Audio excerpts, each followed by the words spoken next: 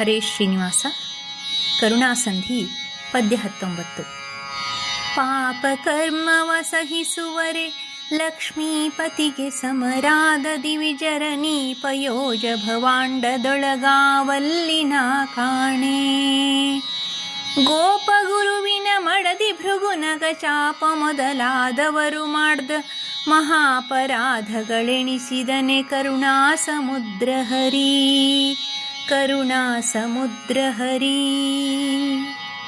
ಶ್ರೀ ಗುರುಭ್ಯೋ ನಮಃ. ಕರುಣಾಸಂಧಿಯ 19ನೆಯ ನುಡಿ. ನಂತರ ಅರ್ಥವನ್ನು ತಿಳಿಯೋಣ. ಪಾಪಕರ್ಮವ ಸಹಿಸುವರೆ ಲಕ್ಷ್ಮೀಪತಿಗೆ ಸಮರಾದ ದಿವಿಜರನಿ ಪಯೋಜ ಭವಾಂಡದೊಳಗವಲ್ಲಿನ ಕಾಣೆ. ಗೋಪಗುರುವಿನ ಮಡದಿ ಭೃಗುನಗ ಚಾಪ ಮೊದಲಾದವರು ಮಾಡ್ದ ಮಹಾಪರಾಧಗಳೆಣಿಸಿದನೆ ಕರುಣಾ ಸಮುದ್ರ ಹರಿ. ಈ ನುಡಿಯಲ್ಲಿ ದಾಸರು ಎಂಥೆಂಥ ಮಹಾಪರಾಧಗಳನ್ನು ಮಾಡಿದ ಮಹನೀಯರ ನಿದರ್ಶನಗಳನ್ನು ಕೊಡುತ್ತಾ ಅವರ ಮೇಲಿರುವ ಶ್ರೀಹರಿಯ ಕಾರುಣ್ಯದ ಮತ್ತೊಂದು ಮುಖವನ್ನು ಇಲ್ಲಿ ಅನಾವರಣಗೊಳಿಸುತ್ತಾರೆ.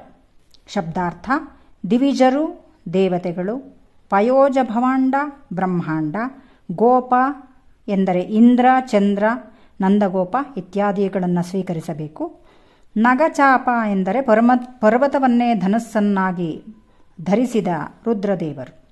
ತಾತ್ಪರ್ಯ: ಅನಂತಾನಂತ ಜೀವರಾಶಿಗಳು ಭಕ್ತರು ನಿತ್ಯದಲ್ಲಿಯೂ ಮಾಡುವ ಅನೇಕ ಪಾಪ ಕರ್ಮಗಳನ್ನು ಕ್ಷಮಿಸಿ ಸಹನೆ ಮಾಡುವವರಲ್ಲಿ ಭಗವಂತನನ್ನು ಬಿಟ್ಟರೆ ಬೇರೆ ಯಾವ ದೇವತೆಗಳು ಸಹ ಇಡೀ ಬ್ರಹ್ಮಾಂಡದಲ್ಲಿ ನೋಡಿದರೆ ಸಿಗಲಾರರು ಎಂಬುದನ್ನು ಹೇಳುತ್ತಾ, ಅಂತಹ ಮಹಾಪರಾಧ ಮಾಡಿದವರು ಯಾರ್ಯಾರು ಎಂಬುದಾಗಿ ದಾಸರು ಇಲ್ಲಿ ಸೂಚಿಸುತ್ತಾರೆ.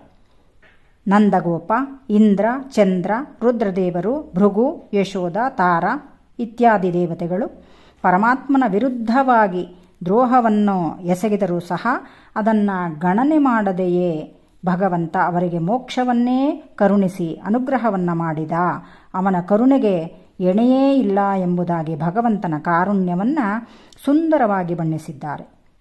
ಹಾಗಾದರೆ ಇಲ್ಲಿ ಸೂಚಿಸಿದ ದೇವತೆಗಳು ಮಾಡಿದ ಅಪರಾಧ ಯಾವುದೆಂಬುದನ್ನು ಸ್ವಲ್ಪ ತಿಳಿಯೋಣ.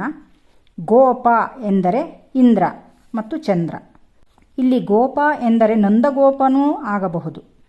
ಇಂದ್ರ ಮಾಡಿದ ಅಪರಾಧ, ಇಂದ್ರನನ್ನು ತೆಗೆದುಕೊಂಡರೆ ಇಂದ್ರನು ಅಹಲ್ಯೆಯನ್ನು ಪರಿಗ್ರಹಿಸಿದ್ದು ಮಹಾಪಾಪ.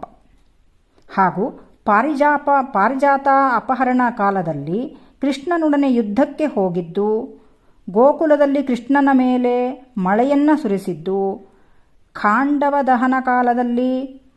ಖಾಂಡವ ವನ ದಹನ ಕಾಲದಲ್ಲಿ ಕೃಷ್ಣಾರ್ಜುನರಿಗೆ ವಿರೋಧ ಬಯಸಿದ್ದು ಇತ್ಯಾದಿ ಅಪರಾಧಗಳು ಇಂದ್ರ ಮಾಡಿದ ಅಪರಾಧಗಳು.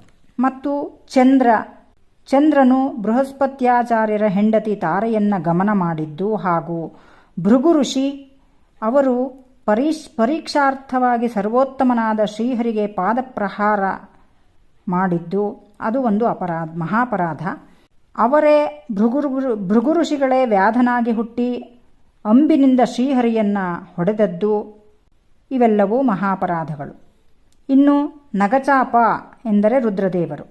ಅವರು ಬೆಟ್ಟವನ್ನೇ ಧನುಸ್ಸನ್ನಾಗಿ ಉಪಯೋಗಿಸಿದ್ದು ಮತ್ತು ರಾವಣನ ಸಂಹಾರದಲ್ಲಿ ರಾಮನೊಡನೆ ಯುದ್ಧ ಮಾಡಿದ್ದು, ಭೀಮಸೇನಾದಿ ಭಕ್ತರ ಮೇಲೆ ನಾರಾಯಣಾಸ್ತ್ರ ಪ್ರಯೋಗಿಸಿದ್ದು ಇವೆಲ್ಲವೂ ಮಹಾಪರಾಧಗಳೇ.